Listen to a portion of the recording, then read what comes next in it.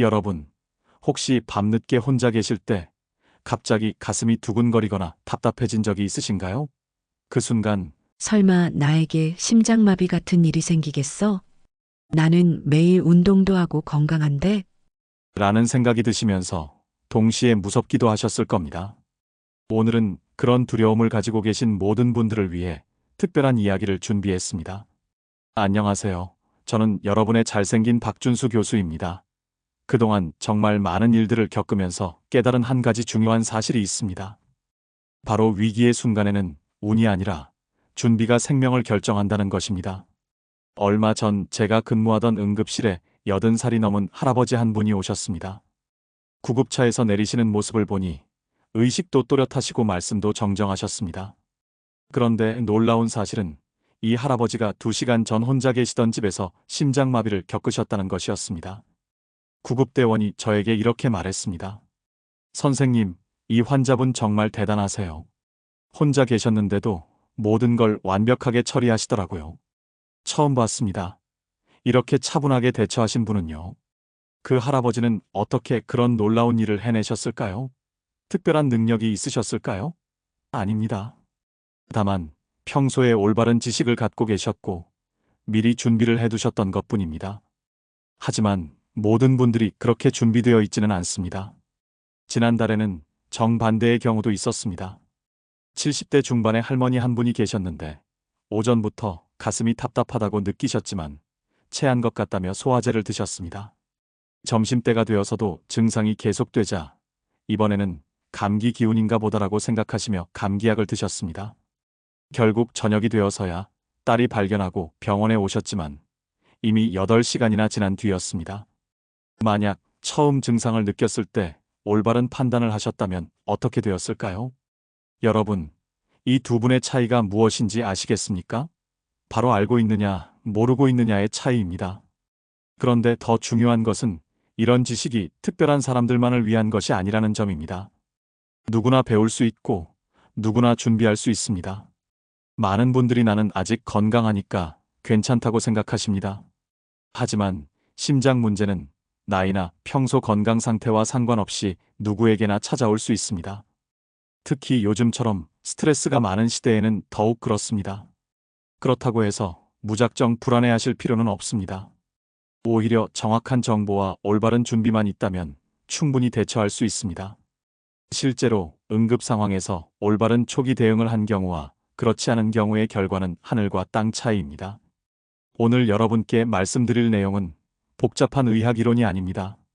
실제 생존자들의 경험과 현장에서 축적된 실용적인 지혜입니다. 혼자 계실 때도 당황하지 않고 체계적으로 대처할 수 있는 구체적인 방법들을 알려드리겠습니다. 우선 심장 문제의 진짜 신호가 무엇인지부터 알아보겠습니다. 많은 분들이 생각하시는 것과 달리 실제 심장마비는 영화나 드라마에서 보는 것처럼 갑작스럽게 찾아오지 않습니다. 우리 몸은 이미 여러 가지 방법으로 경고 신호를 보내고 있습니다. 그 다음으로는 증상을 느꼈을 때 즉시 실행해야 할 구체적인 행동 지침들을 순서대로 설명드리겠습니다. 이 모든 것들은 혼자서도 충분히 할 수 있는 것들이며 실제로 많은 분들이 이 방법으로 위기를 극복하셨습니다. 또한 평소에 어떻게 준비해야 하는지도 자세히 말씀드리겠습니다. 응급 상황에서는 평소 준비한 것만큼만 할 수 있습니다. 미리 준비해 두면 실제 상황에서도 침착하게 행동할 수 있습니다. 마지막으로 가족들과 함께 어떻게 연습하고 대비할 수 있는지도 알려드리겠습니다. 혼자 사시는 부모님이 계시거나 연로하신 가족이 있으시다면 특히 이 부분을 잘 기억해 두시기 바랍니다. 여러분, 제가 지금까지 응급실에서 일하면서 가장 안타까웠던 순간들이 언제인지 아십니까? 바로 미리 알았더라면, 조금만 더 빨리 왔더라면이라는 말을 들을 때입니다. 이런 후회를 더 이상 하고 싶지 않습니다. 심장 문제는 예고 없이 찾아올 수 있습니다. 하지만 준비된 사람에게는 결코 이길 수 없습니다.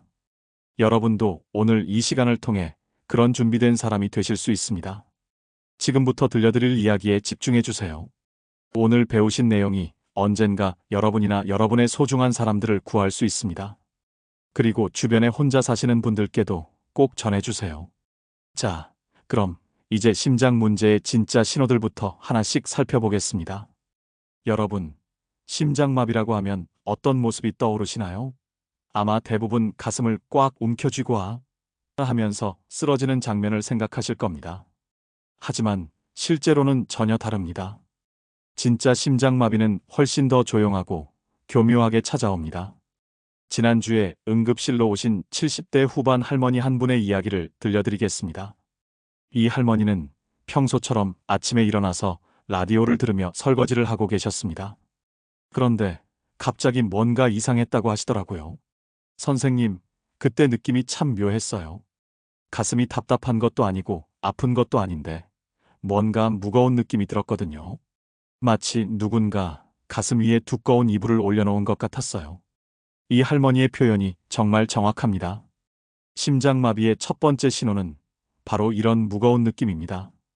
칼로 찌르는 것처럼 날카로운 통증이 아니라 뭔가 짓누르는 듯한 묵직한 느낌이죠. 그런데 문제는 이런 느낌이 너무 흔한 증상이라는 점입니다. 소화불량이나 체한 것 같다고 생각하기 쉽거든요. 실제로 많은 분들이 어제 저녁을 좀 많이 먹었나 보다라고 넘어가시는 경우가 많습니다. 하지만 여기서 중요한 차이점이 있습니다. 소화불량으로 인한 답답함은 보통 10분에서 20분 정도 지나면 나아집니다. 반면 심장 문제로 인한 답답함은 30분 이상 계속되면서 점점 더 심해집니다. 두 번째 신호는 통증이 퍼져나가는 것입니다. 처음에는 가슴 가운데만 답답하다가 시간이 지나면서 왼쪽 팔로 퍼져나갑니다. 그런데 이것도 많은 분들이 오해하시는 부분입니다. 팔이 아프네, 어깨가 결렸나 보다라고 생각하시는 거죠. 특히 50대 이상 분들은 평소에도 어깨나 팔이 아픈 경우가 많아서 더욱 놓치기 쉽습니다. 여기서 구별하는 방법을 알려드리겠습니다. 어깨 결림이나 근육통은 움직이면 더 아프거나 특정 자세에서 아픕니다.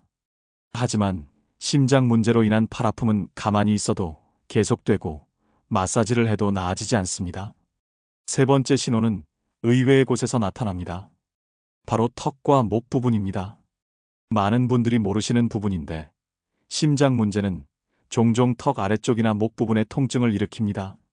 실제로 작년에 우리 병원에 오신 60대 초반 남성분이 계셨는데 턱이 아파서 치과에 가려다가 가족의 권유로 응급실에 오셨습니다.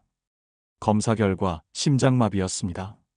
만약 치과에 가셨다면 어떻게 되었을까요? 네 번째 신호는 갑작스러운 피로감입니다. 특히 여성분들에게 많이 나타나는 증상인데 아무것도 안 했는데 갑자기 너무 피곤해지는 것입니다. 마치 며칠 동안 잠을 못 잔 것처럼 온몸에 힘이 빠지는 느낌이죠. 나이가 들어서 그런가 보다라고 생각하기 쉽지만 평소와 다른 갑작스러운 피로감이라면 의심해 보셔야 합니다. 다섯 번째 신호는 숨이 차고 식은땀이 나는 것입니다. 계단을 오르지도 않았는데 갑자기 숨이 차거나 에어컨을 켜놨는데도 식은땀이 줄줄 흐른다면 심장 문제를 의심해 보셔야 합니다. 마지막 신호는 속이 메스꺼리고 토할 것 같은 느낌입니다. 많은 분들이 배탈이 났나 보다라고 생각하시며 정장제를 드시는데 이는 매우 위험한 판단입니다. 이런 신호들이 모두 나타날 필요는 없습니다. 이 중 두세 가지만 동시에 나타나도 충분히 의심해 볼 만합니다. 특히 고혈압이나 당뇨가 있으시거나 담배를 피우시거나 기름진 음식을 자주 드시는 분들은 더욱 민감하게 반응하셔야 합니다. 그럼 이제 이런 신호들을 느꼈을 때 어떻게 대처해야 하는지 구체적으로 알아보겠습니다. 가장 먼저 해야 할 일은 모든 행동을 멈추는 것입니다. 뭔가 이상하다고 느끼는 순간 무엇을 하고 계시든 즉시 중단하셔야 합니다. 걷고 계시면 걸음을 멈추고 서 계시면 앉으시고 누워 계시면 상체를 일으키셔야 합니다. 많은 분들이 조금만 더 버텨보자라고 생각하시는데 이는 정말 위험한 생각입니다. 심장은 우리 몸의 엔진과 같습니다. 엔진에 문제가 생겼는데 계속 무리하게 사용하면 어떻게 될까요? 두 번째로 해야 할 일은 안전한 곳에 앉는 것입니다. 바닥에 주저앉으시면 안 됩니다. 반드시 등받이가 있는 의자나 소파에 앉으셔야 합니다. 등받이가 없으면 혈액순환이 원활하지 않습니다. 세 번째는 응급전화를 거는 것입니다. 119에 전화하실 때 가장 중요한 것은 정확한 주소를 먼저 말씀하시는 것입니다. 증상이 심해지면 말하기 어려워질 수 있으니까요. 서울시 강남구 역삼동 123번지 삼성아파트 101동 5025에서 심장마비로 보이는 증상이 있습니다. 라고 명확하게 말씀하시면 됩니다. 네 번째는 대문을 열어두는 것입니다. 응급대원들이 도착했을 때 문이 잠겨 있으면 귀중한 시간을 낭비하게 됩니다. 비밀번호 문이라면 큰 종이에 번호를 써서 문에 붙여두시고, 열쇠 문이라면 문 앞에 열쇠를 놓아두시면 됩니다. 도둑이 들어오면 어떻게 하지? 라고 걱정하실 수 있지만 지금은 생명이 더 중요합니다. 도둑보다 시간이 훨씬 더 무섭습니다. 다섯 번째는 올바른 자세를 취하는 것입니다. 소파나 침대에 기대어 상체를 45도 정도 세우시면 됩니다. 완전히 누우시면 안 됩니다. 누우면 폐에 물이 차서 숨쉬기가 더 어려워집니다. 여섯 번째는 가족에게 간단한 문자를 보내는 것입니다. 전화는 절대 하시면 안 됩니다. 말을 하는 것 자체가 심장에 부담을 주기 때문입니다.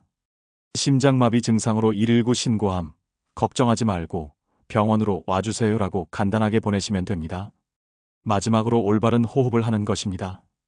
코로 4초 동안 천천히 숨을 들이마시고 입으로 6초 동안 천천히 내쉬시면 됩니다.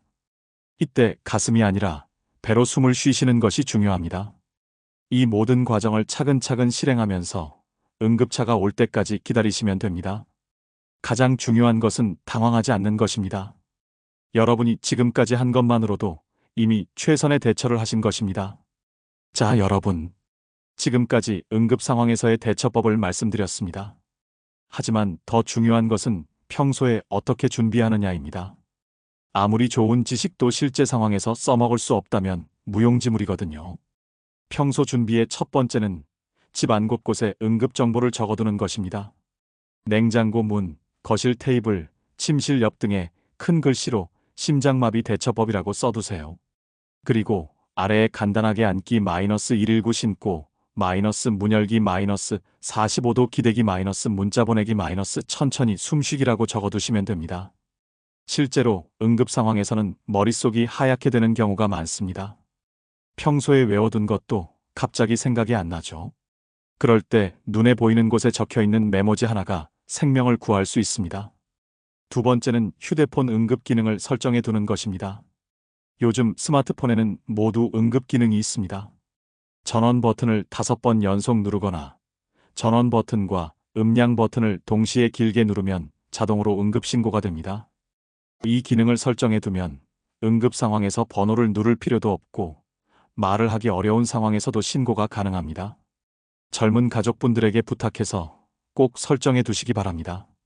세 번째는 잠금 화면에 의료 정보를 저장해 두는 것입니다.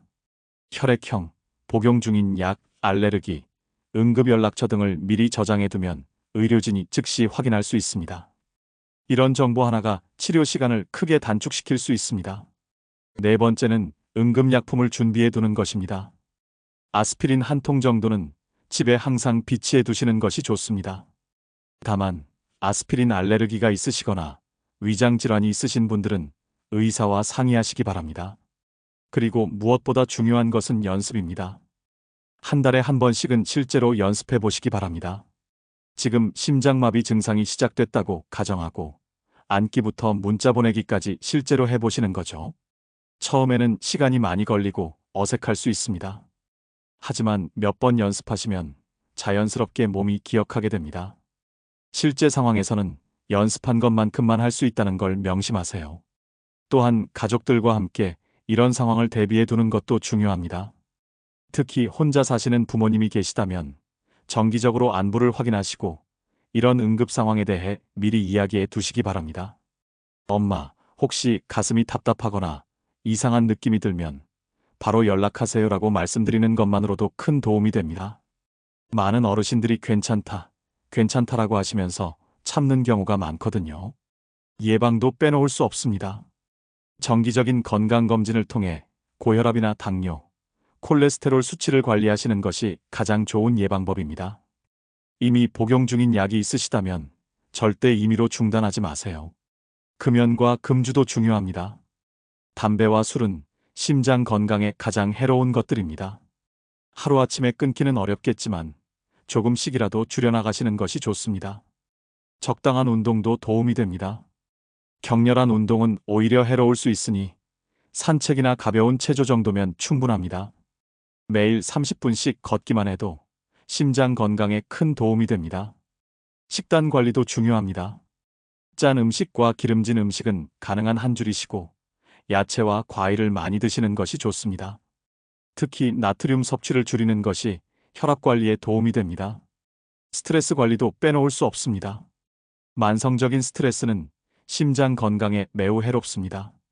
취미 생활을 즐기시거나 친구들과 시간을 보내시거나 명상이나 심호흡 같은 이완 기법을 배우시는 것도 좋습니다. 여러분, 제가 지금까지 말씀드린 내용들을 정리해 보겠습니다. 심장마비의 신호는 가슴 답답함, 팔과 턱 아픔, 갑작스러운 피로감, 숨참과 식은땀, 속 메스꺼움입니다. 이 중 두세 가지가 동시에 나타나면 즉시 의심해 보셔야 합니다. 대처법은 앉기, 119 신고, 문 열기, 45도 기대어 앉기, 문자 보내기, 천천히 숨쉬기 순서로 하시면 됩니다. 가장 중요한 것은 당황하지 않고 차근차근 하는 것입니다. 평소 준비 사항은 응급정보 메모해 두기, 휴대폰 응급기능 설정, 의료정보 저장, 응급약품 준비, 그리고 정기적인 연습입니다. 마지막으로 한 가지 더 말씀드리고 싶은 것이 있습니다. 바로 희망을 잃지 마시라는 것입니다. 심장마비는 분명 무서운 질병이지만 올바른 지식과 준비만 있다면 충분히 극복할 수 있습니다.